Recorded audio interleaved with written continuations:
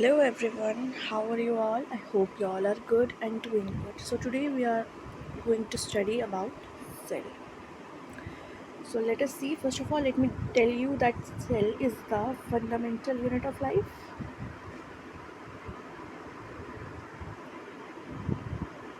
It is the fundamental unit of life. Okay. So its definition is the cell is defined as the smallest. It is a very smallest basic unit of life which is responsible for all life processes. ये एक बहुत छोटा होता है, बहुत ज़्यादा smallest living चीज़ है, living cell है, विच इज़ रिस्पॉन्सिबल फॉर जो हमारी बॉडी में जितने लाइफ प्रोसेस होते हैं, जितना एक लिविंग बीइंग को लिव करने के लिए, सर्वाइव करने के लिए, सस्टेन करने के लिए चाहिए होता है, उनमें जो लाइफ प्रोसेस होते हैं उन सब के लिए रिस्पॉन्सिबल होता है. Now who discovered cells? So cell was discovered by Robert Hooke. कैसे? उन्होंने 1665 में उसको डिस्कवर किया था. By he observed a piece of bottle cork under a compound microscope and manipulate structures that remind him of small rooms. Consequently, he is named as these rooms. Okay, let me tell you in an easiest way. So Robert Hooke ने इसको discover किया cell को. कैसे? जो bottles होती हैं ना, जो कांच की बॉटल्स होती हैं, उसके ऊपर एक कॉर्क लगा हुआ होता है, आपने देखा होगा, that is a wooden cork. तो उसने उसका एक थिन स्लाइस कट करा और स्लाइस को उसने फिर माइक्रोस्कोप के अंदर देखा. और जब उसने माइक्रोस्कोप के अंदर देखा तो उसने वो ऑब्ज़र्व किया कि उसके अंदर हनीकॉम लाइक स्ट्रक्चर्स बने हुए आ रहे हैं, बहुत सारे, like this type. Okay, honeycomb like structures दिख रहे हैं. तो ये सारे उसको एक रूम की तरह लगे. दीज आर उसको रूम्स की तरह लगे, तो he called him as rooms. But later on other discoveries होती गई and then they are named as now cells. तो इन्हीं कंपार्टमेंट्स, इन्हीं रूम्स को इनको सेल कह देते हैं. Here you can see. Next, लेeuwenhoek, द नेक्स्ट साइंटिस्ट, उसने कंक्लूड किया कि those microscopic entities were alive. ये जो हनीकॉम लाइक स्ट्रक्चर्स थे, पहले उसने कॉर्क में जो देखा था, ये सारे उसको कंपार्टमेंट्स लाइक दिखे थे, लेकिन बाद में लेeuwenhoek को पता चला कि ये सारे अलाइव हैं. धीरे धीरे करके डिस्कवरीज होती गई, मैंने जैसे आपको बताया.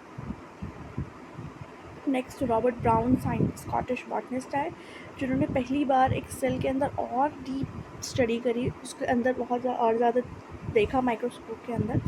तो he was able to see the nucleus. सबसे पहले जिस साइंटिस्ट ने न्यूक्लियस देखा था वो था रॉबर्ट ब्राउन. तो उसने न्यूक्लियस देखा था किनके अंदर? सेल्स ऑफ ऑर्किड्स के अंदर. नेक्स्ट, सेल की कैरेक्टरिस्टिक्स. सेल क्या क्या करता है? Cell provide structure and support to body, obviously. Then cell interior is organized into different individual organelles. एक सेल के अंदर खुद ऑर्गेनेलीज प्रेजेंट होती हैं.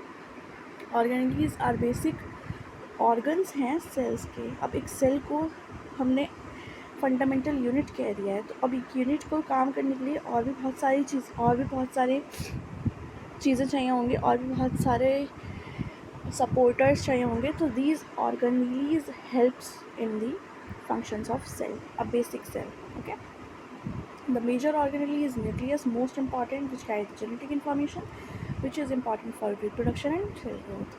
And every cell has one nucleus and membrane bound organelles in cytoplasm. This is the most important characteristic of cell.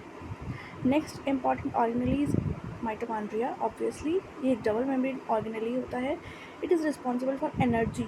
Mitochondria is responsible for the production of ATP, जो हमारी sales के अंदर जो हमारी cellular activities को perform होने में help करता है, which is very important. ATP is the energy currency of the cell. Okay,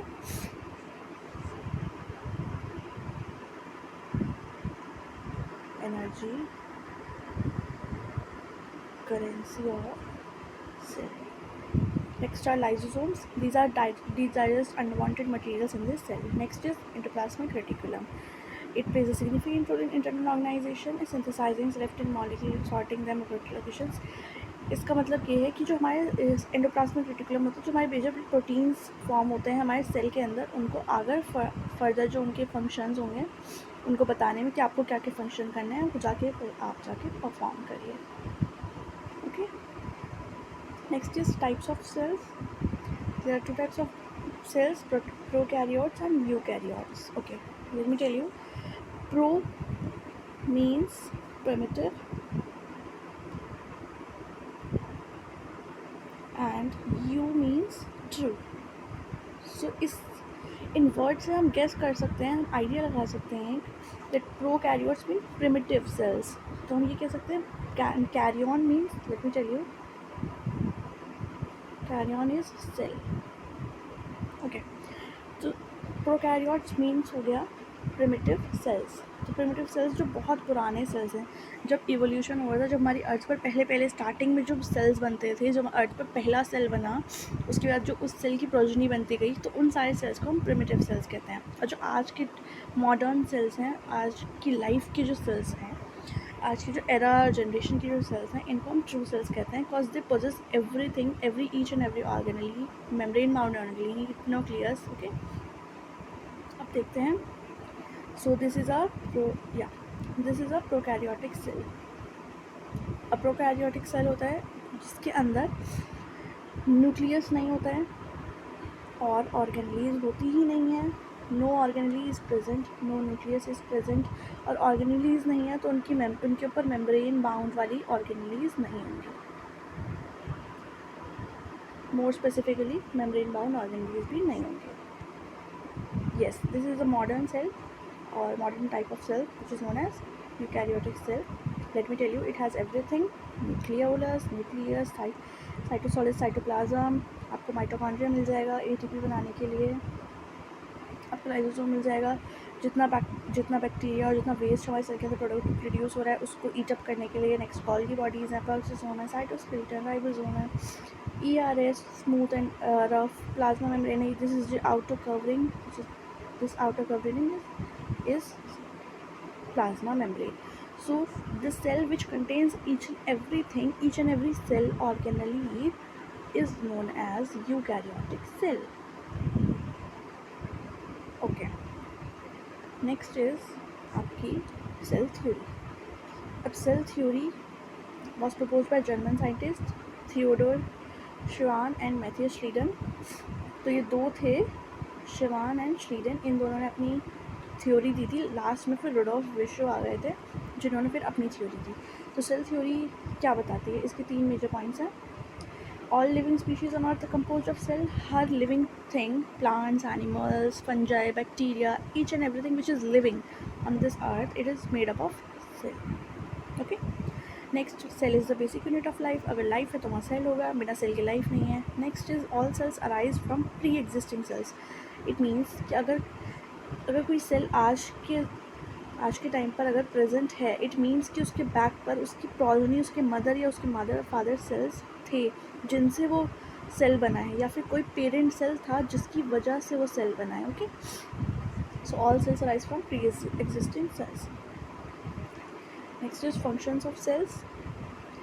ये हमें सपोर्ट देता है, स्ट्रक्चर देता है, ये हमें ग्रोथ में हेल्प करेगा, ये हमारे सब ट्रांसपोर्ट ऑफ सब्सटेंसेस में. अब हमें फूड पहुंचाना है तो फूड को अलाउ करेगा कि हमारे ब्लड में जाए, ब्लड से हमारे सेल्स को हर जगह पहुंचे. एनर्जी बनाने में हेल्प करेगा, एनर्जी में मेनली माइटोकॉन्ड्रिया हेल्प करेगा हमारा. और रिप्रोडक्शन करने में हेल्प करेगा ताकि हमारी प्रोजेनी बनती रहे और अर्थ पर लाइफ सस्टेन रहे. नेक्स्ट एक ओवरव्यू है ऑर्गेनेलीज ऑफ सेल्स पर कि ऑर्गेनेलीज ऑफ सेल्स क्या क्या हैं हमारी. Plasma membrane, nucleus, mitochondria, ER, ribosome, Golgi apparatus, cilia, flagella and vacuoles. These are the major organelles which helps. इसके अलावा और भी organelles present हैं, उनके बारे में एक एक करके अब हम डिस्कस करेंगे in the next lecture. Till then, thank you so much.